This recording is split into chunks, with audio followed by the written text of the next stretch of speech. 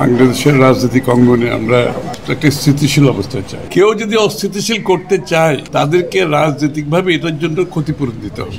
নির্বাচনের সাথে কোন পার্টির কি দাবি দেওয়া এটা কোনো সম্পর্ক নাই। তাদের দাবি দেওয়া থাকতেই পারে, সেই দাবি দেওয়া নিয়ে তারা জনগণের কাছে যেতে হবে, জনগণের ম্যান্ডেট নিয়ে সংসদে আসবে, পাশ করতে পারবে। দেশের মানুষ তো একটা স্থিতিশীল স্টেবিলিটি চায়। বাংলাদেশটাকে তারা আস্তে ধীরে একটা গণতান্ত্রিক অর্ডারে ফিরিয়ে নিয়ে একটা স্থিতিশীল অবস্থার মাধ্যমে সকলের জীবন যাতে নিরাপদ থাকে। যেটা বললো যে আমরা যত তাড়াতাড়ি নির্বাচনের মাধ্যমে দেশে একটা গণতান্ত্রিক দেশ পাবো, এই সরকারের একটা জনগণের সমর্থন থাকবে, যারা রাজনৈতিকভাবে শক্তিশালী থাকবে, সরকারের শক্তি যোগান জনগণের, সেটার অনুপস্থিতিতে তো ঘটনা এরকম ঘটতেই থাকবে, আরো বেশি ঘটবে আগামী দিনে। ওয়ালটন এসি এক্সচেঞ্জ অফারে এখন যে কোনো ব্র্যান্ডের পুরাতন এসি বদলে নতুন ওয়ালটন এসিতে উপভোগ করুন 25% ছাড়। Walton air conditioner, comfort without compromise. তো যত তাড়াতাড়ি আমরা নির্বাচনের দিকে গিয়ে দেশে একটা রাজনৈতিক পরিবেশ ফিরিয়ে আনতে পারবো, একটা নির্বাচিত সরকার জনগণের সমর্থন নিয়ে যারা একটা রাজনৈতিক শক্তির অধীনে নিয়ন্ত্রিত থাকতে পারে, সেটা একমাত্র